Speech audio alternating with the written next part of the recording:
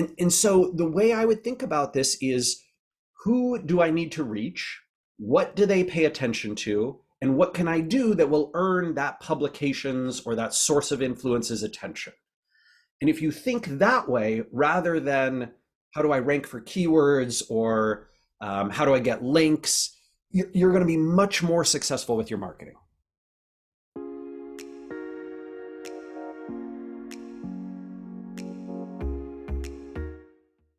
Before we jump into today's episode, I'd like to give a quick shout out to the sponsor for this episode, Ahrefs.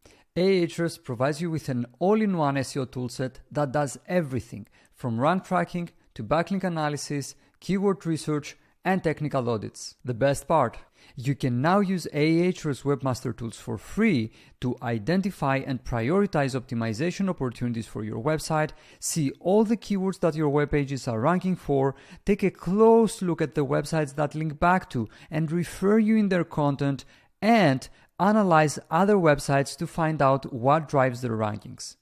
Visit ahrefs.com/AWT and sign up for free. And now, back to today's episode. Hello everyone, and welcome to another episode of the SaaS SEO Show. I'm your host, George Hasiotis, and today I'm very happy to be joined by Rand Fishkin. I'm getting handshake just saying out loud the name, but I'll try to make it till the end. Rand is the co-founder and CEO of audience research software startup SparkToro. He's dedicated his professional life to helping people do better marketing through his writing, video, speaking, and his book, Lost and Founder. When Rand is not working, he's usually cooking a fancy meal for the love of his life, author Geraldine de Ruyter. Rand, welcome to the show. Thanks so much for having me, George. Good to be here. Even though I don't expect anyone who's listening to this episode to not know who you are, could you please share a couple of things about you and your journey? Sure. So I think a lot of folks in the digital marketing universe know me from the previous company that I founded and run for a long time, which was Moz. That company started as an SEO consultancy and then became a software company, obviously. And I was the CEO there until 2014, and then stayed around a few years after that, and left and started SparkToro in 2018. And last year, obviously, Moz was sold to a private equity company, and then I think they sold Moz to somebody else. But so I also that year, 2018, published Lost and Founder, which sort of chronicles a lot of my journeys through the venture-backed startup world and the complexities, incentives, challenges around that model. And SparkToro is in many ways a response to that. So these days I do a lot of speaking and events, a lot of webinars and video stuff, and try and help folks, think about broadening their horizons outside of pure SEO or paying Google and Facebook for advertising, and trying to do other ways of marketing, as well as trying to help entrepreneurs break out of the idea that venture capital is the only way to fund and build a company. And those are personal passions. I am also the creative director for a video game that is probably still a few years away from being launched, but that's been a really fun and interesting project as well, working with a studio down in LA and some artists and game designers. It's been a fascinating learning experience. Can we please talk about SparkToro a bit? Sure. If you could let us know what the tool is, and who is the typical user and who gets the most value? Yeah, so SparkToro is essentially a giant database of public social and web profiles. So we might say, we'd go find a public profile on Twitter. Like, here's Amanda Natividad's profile. I think you had her on the show, and obviously Amanda's our VP of marketing here. And we might say, okay, here's Amanda's Twitter profile, and that points over to a LinkedIn profile, which has a link to her personal website, which has a link to her YouTube and her Reddit account, and her GitHub and her Quora and Medium profiles and YouTube. And so we connect all these up and we say that's one profile. We then anonymize the data because we don't want to associate names or personal identifiable information. We're just trying to get data about, okay, Amanda is a VP of marketing. So when you do a search in SparkToro for my audience uses these words in their bio, VP marketing. Amanda might be one of the accounts that's one of the profiles that's pulled back, and there's probably 17,000 other profiles. And what SparkToro is showing is aggregated, anonymized data about those people. What do they do online? What do they talk about? What do they say? What are their general demographics, geography, gender, skills and interests? What kind of hashtags do they use when they post? What podcasts do they listen to? What YouTube channels do they subscribe to? What websites they visit? And I think this is kind of the core of SparkToro, right? Is answering that really frustrating question, which is, gosh, I'm trying to target this sector that I don't know a whole lot about, or this new audience in a sector I do know a whole lot about, but I want to make sure that I reach them in the places they already pay attention. And I want to make sure that I'm speaking the language that they're already speaking. How do I do that? Historically, it was really surveys and interviews. And so the value that people get from SparkToro is replacing a lot of that manual, frustrating months or years worth of research and boiling it down to literally a few seconds to say, aha, 17% of people interested in packaging design in the EU pay attention to this particular conference. That's where I want to spend my exhibition money. Or 22% of VPs of marketing in the United States in SaaS pay attention to this podcast. That's the podcast I want to try and pitch to be on. That's the one I want to sponsor. It's that kind of data that is so valuable for folks. And in terms of who gets value from it, right now I think it's about 60% of our customers are consultants and agencies. They tend to be small and medium-sized agencies rather than like the very big folks, which is great. I really like helping little guys and not big folks. If you're a giant company and you have a huge budget, like you can get a lot of great data from somebody like Brandwatch, who has an enterprise version has some similarity with SparkToro. But we also have about 40% of our customer base that is product managers who are doing strategy for their new, product design and thinking about which market to enter, entrepreneurs, boards of economic trade and development, educational universities who are training their students. It includes a whole ton of in-house marketers. Probably a good 30% of that 40% is in-house marketers on teams who are, helping with, hey, could we get better ad targeting through SparkToro? Like, oh, well, now that I know all this about my audience, I can plug that into the Facebook ad targeting system or Google ads or whatever, right? I can figure out which YouTube channels to sponsor and advertise against. These are a lot of the use cases. I don't know who gets the most value from SparkToro, but my guess is a lot of the value is actually right up front. The first time you sign up for the tool and you run an analysis and you find like your people, your audience in the tool, that's when a ton of these insights will pop up and you'll be like, oh, we never thought to do this kind of PR and look at the sources that our audiences pay attention to. Let's go be in those places. That's where a lot of it comes from. Yeah, we are customers of SparkToro, and we have used it for 2 or 3 different projects right now. And obviously we will keep using it for our clients. The data that SparkToro has is so good. And the thing is that it adds perspective, and it also, in a sense, makes our work more creative, because we were so obsessed going after keywords. What are the keywords? We need to find the keywords and go after keywords that have commercial value or whatever. While with SparkToro, we get an understanding of the audience and say, take a step back and say, wait a minute, are these folks talk about these things online? Could we create something that may have not, value from an SEO standpoint, but may have value by creating, for example, a piece of content that may be linkable or, whatever.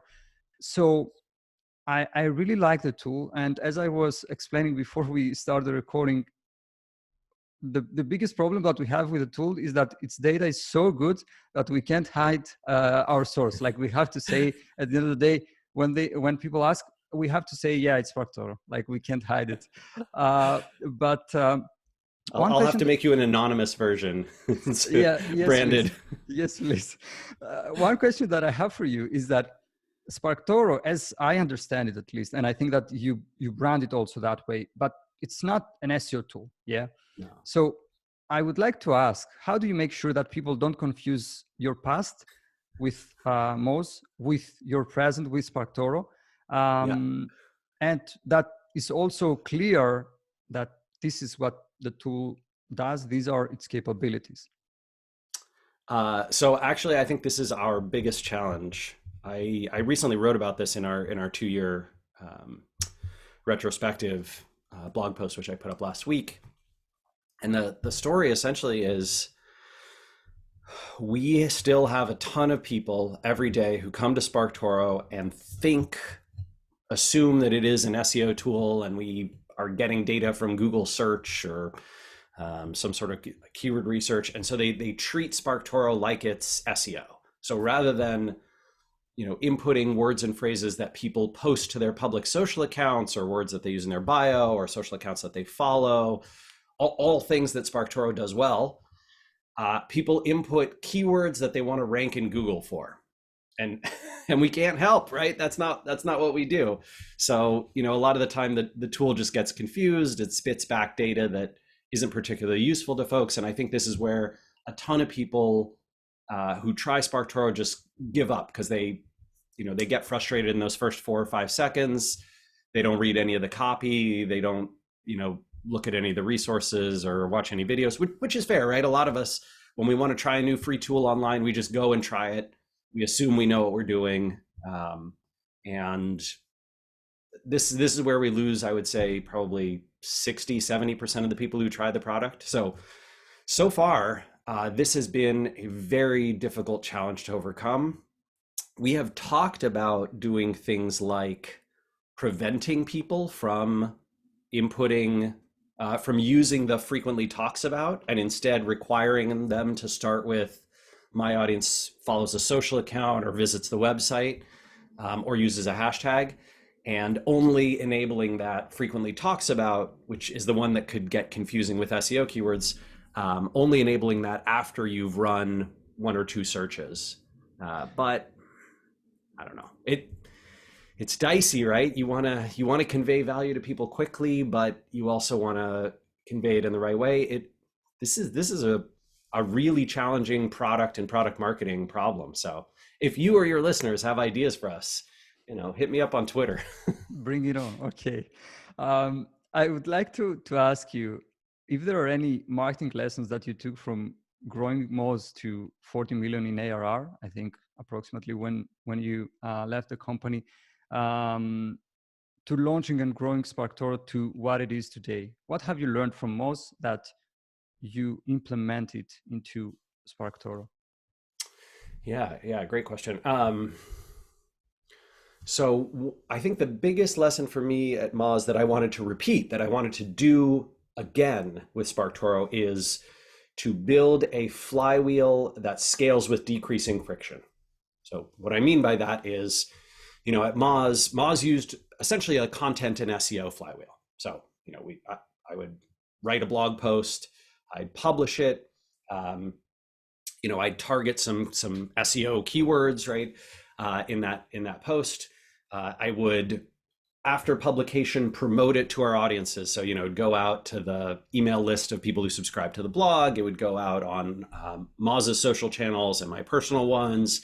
It would, get promoted through the website and people visiting the blog. And historically, when people used to use that, the RSS feed.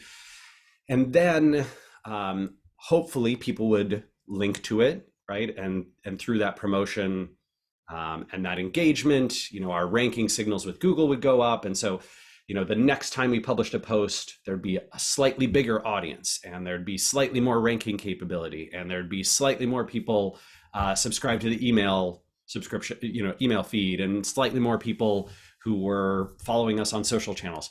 And all those things turned into this flywheel that it was very difficult to get going, right? Those first 100, 200 blog posts, they didn't do very much. But after a long time, eventually, we sort of learned the practice and got good at it, built up an audience, and ranking for content at Moz eventually became so easy that I used to say I had a cheat code for ranking in the top 5, and that was the publish button. Like, you hit publish on Moz, and if it's an SEO related post, you would rank in the top 5, because Google and people thought of Moz as being a great place to get SEO content. With SparkToro, we do no SEO and actually a relatively small amount of content marketing. But I still wanted to take the lesson of that flywheel that scales with decreasing friction, right? Essentially, it's very difficult to get it going initially, but as it turns, right, as you perform the tasks over and over, each time you do it gets easier, and each time you do it gets more valuable, right? So SparkToro, same story. When we started publishing and making free tools and getting our name out there, every sort of email subscriber we were earning, every new customer, every person who paid attention to us on social or subscribed to one of our social channels was a slog. But these days it's getting easier and easier. And my hope is 3, 4, 5 years from now, again, same kind of story. If SparkToro puts something out there and it's good, it will automatically reach a very large audience who cares deeply about the problem that content or tool or data is solving, and that flywheel turns with decreasing friction. The biggest marketing channel for us right now, George, is this. It's what we're doing right now. It has been essentially to go find places where our audience pays attention, podcasts they listen to, webinars they attend, YouTube channels they subscribe to, blogs that they read, email newsletters that they get in their inbox, conferences they go to, right? All those kinds of things, and be present in those places. Get talked about, be a guest on, sponsor, do a partnership with, do a shared case study or research with them. And it works great, right? Like, it provides value to the publication, and it provides value back to us and to our audience.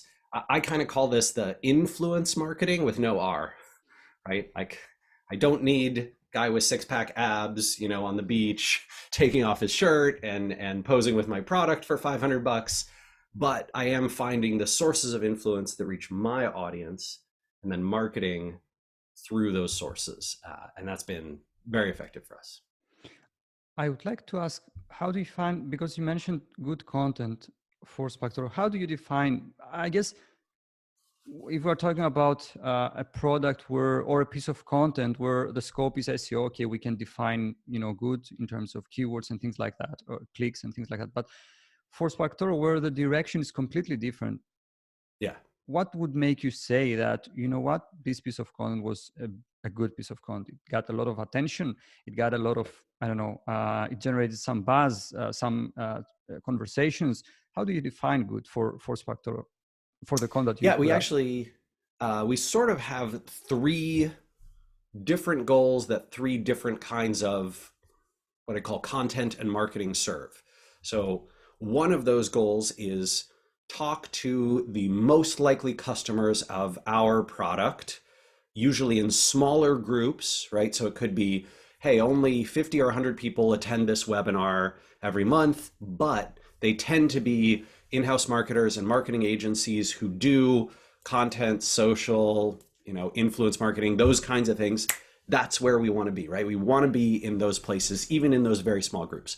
For them, the definition of good content is, did it help them to understand what SparkToro does and why it's valuable? And did we present a viewpoint that's memorable to them, right? Did they sort of go, oh, this Rand guy or Amanda, like, they're talking about something that's really interesting to me, and I'm going to remember it because it's unusual and different. It's not the same old marketing talk.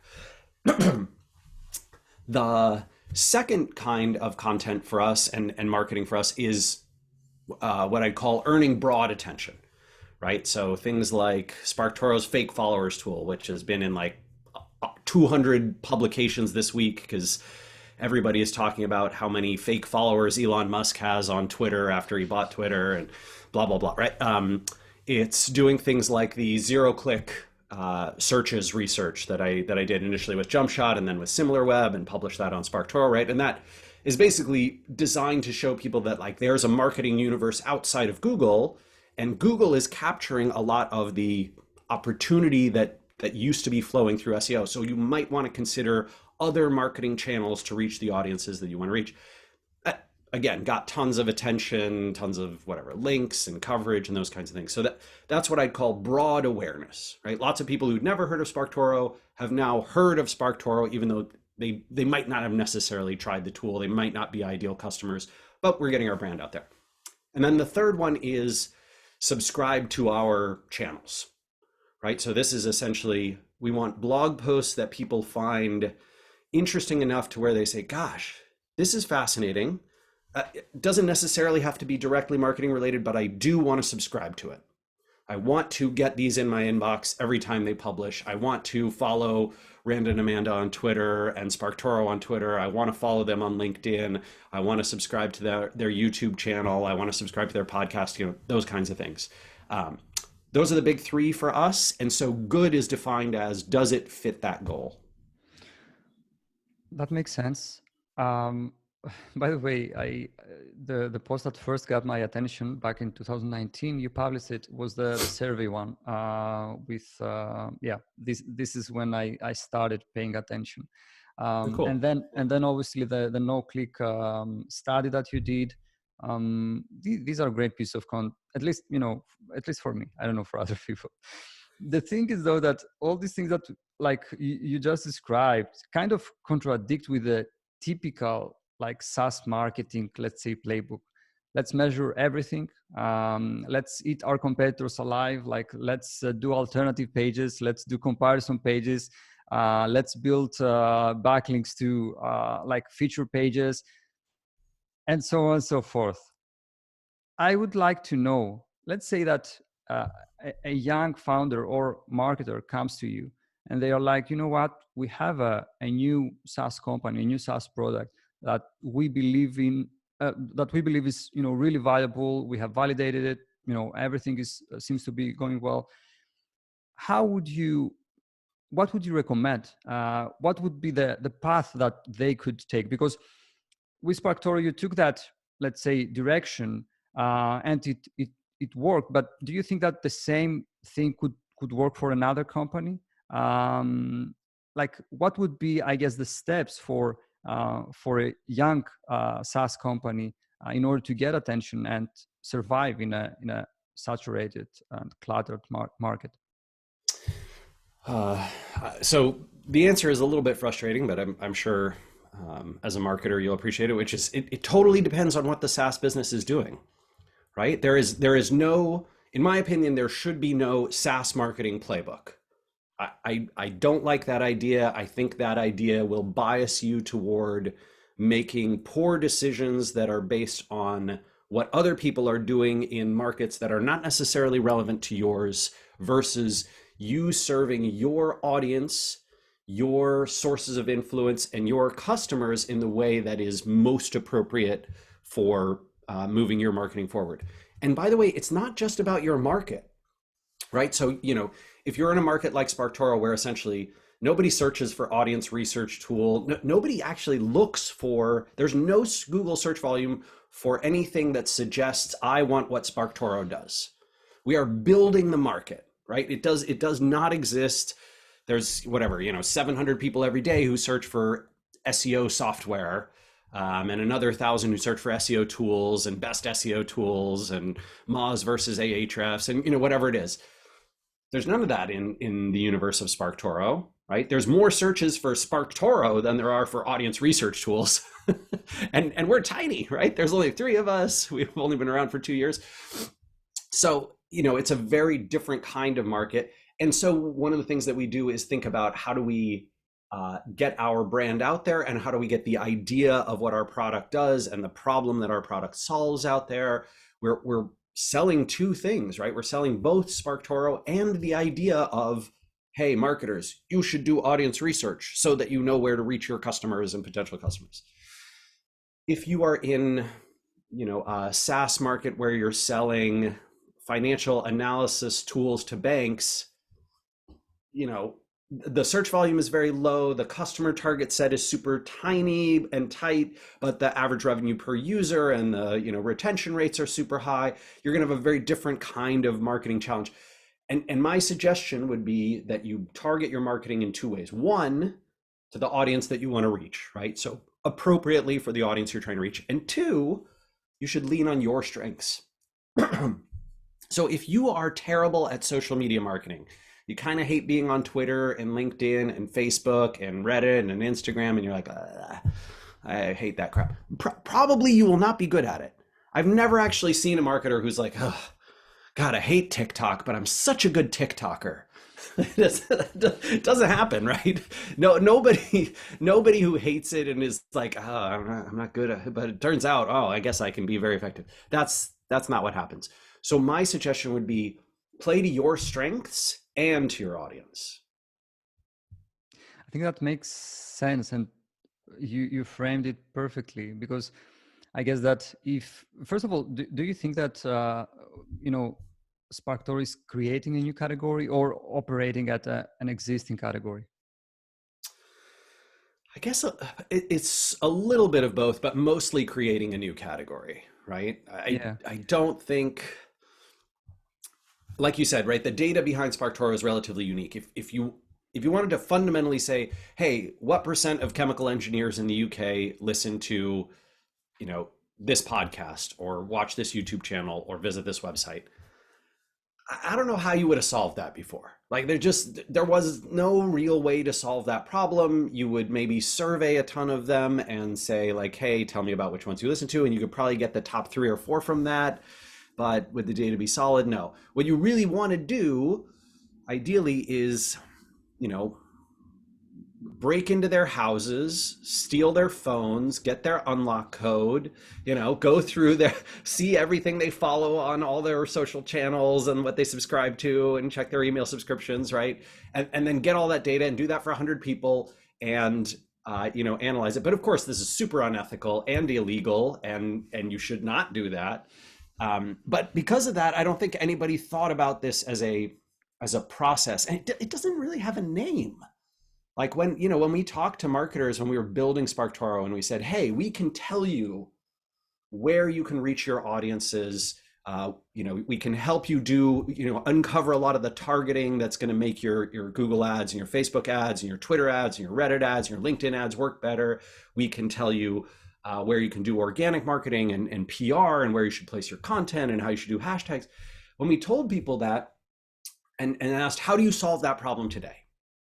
The answer that we got back was, I have no word for this, right? I don't have a name for that process. Like sometimes I do those tasks. Sometimes I will attempt to figure out what hashtags my audience uses so that when I post on social, I use the right hashtags, or so I can follow those hashtags and learn about them. I attempt to figure out which social accounts are popular with my folks, with my people, so that I can do promotion in those right places. But nobody had a name. Like it wasn't called something. There were, if you asked a marketing agency, hey, what do you call that? Work? The stuff I do, as opposed to, things with names: SEO, social media marketing, content marketing, PR, PPC, performance advertising. Those all have names. Audience research doesn't. So I mostly category creation. Okay, that's a perfect answer, and I really like the way you put it.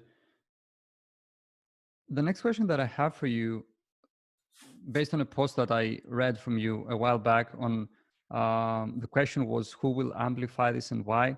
And I guess this completely changed my perspective around content, both for us, for Minutia, and for our clients.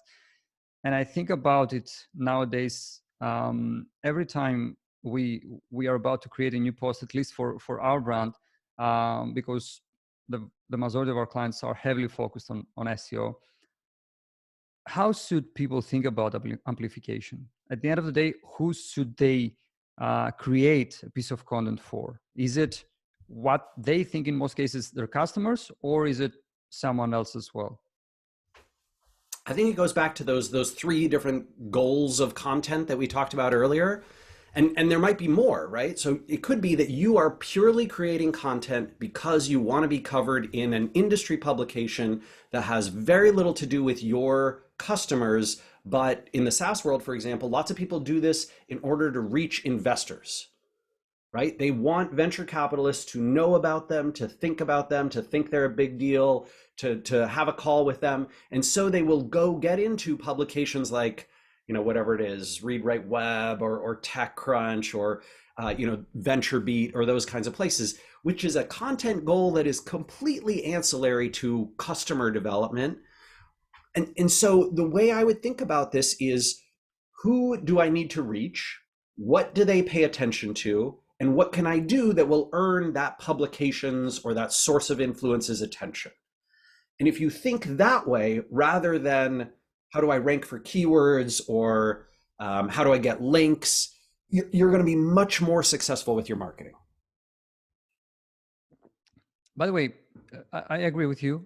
Of course, it depends on the scope. Like getting backlinks in some cases or ranking for keywords may be okay, as long as this is the scope and you're pretty clear about the scope that you have behind each piece of content that you publish. Now, a while back, I was listening to a podcast interview that you gave, and you said, and I quote, "If I've learned anything over the last 20 years, is that a ton of what turns into positive life outcomes comes from relationship building." Now, the question is, how do you build these relationships, especially when everyone's so busy and negatively biased towards, outreach?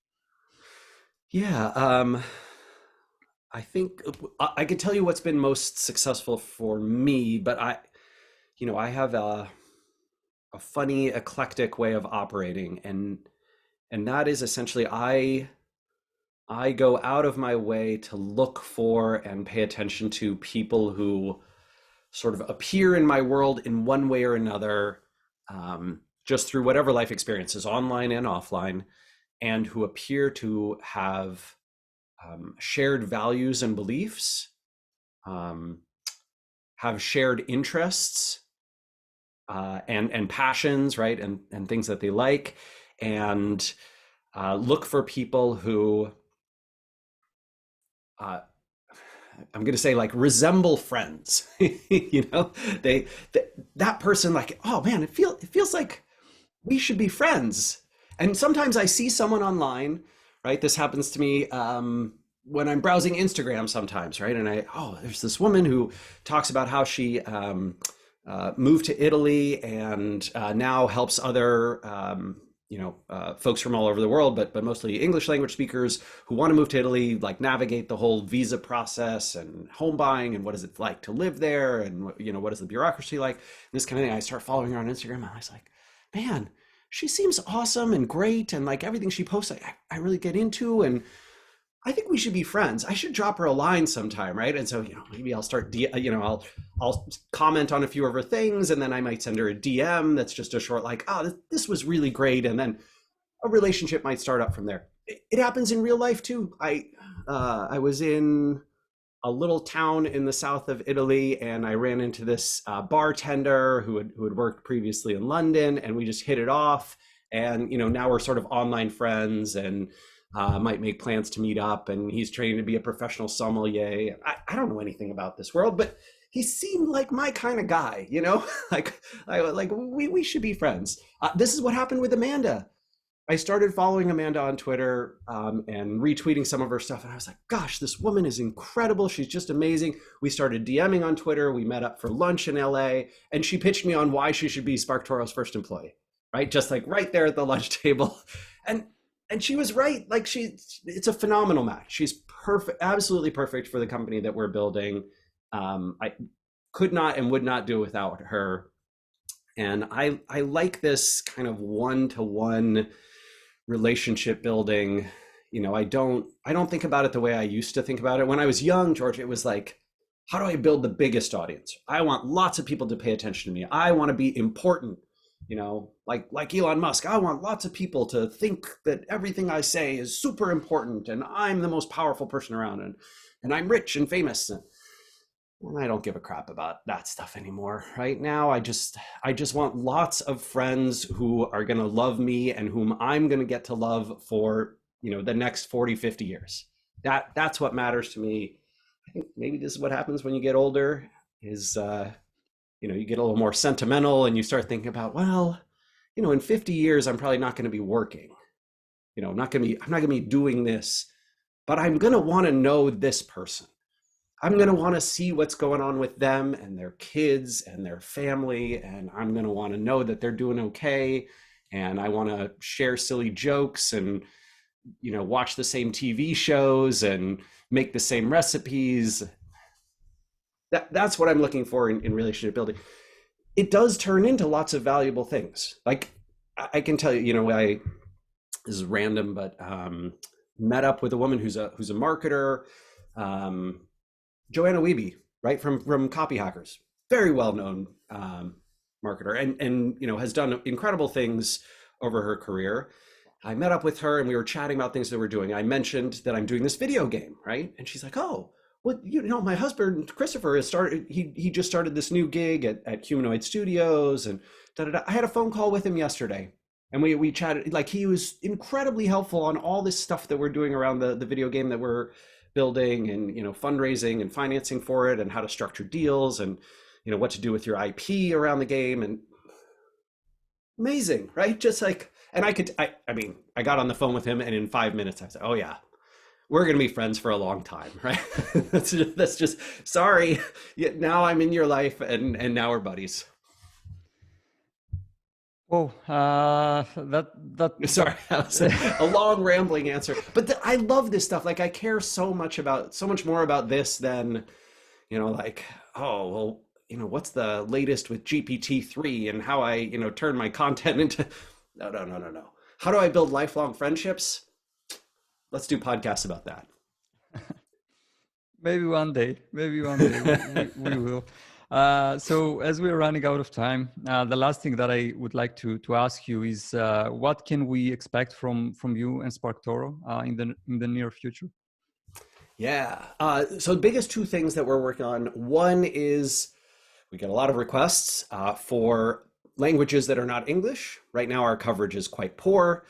Casey is nearly done with building the SparkToro index in German. It's much smaller than the English language one, which is no surprise because the sort of German speaking population of the planet is quite a bit smaller than the English language speaking one, but still quite good. That should be beta testing probably in the next 3 to 5 months. And then right after that, Spanish. And we are also building a feature that we call audience tracking, the one I was telling you about before we started. Audience tracking essentially lets you say, hey, I don't need to research tons of audiences all the time, like different ones. I have my 3 or 4 audiences that I really care about reaching all the time. Like that, those are the only people I'm ever targeting. And I want to track their behavior over time. I want to see when a new podcast gets popular with them. I want to see when a new hashtag starts trending with them. I want to see when they stop talking about this topic and start talking about these 7 other topics. I want to see when, a particular website or even a particular web page, like maybe there's a news article that got really hot with them.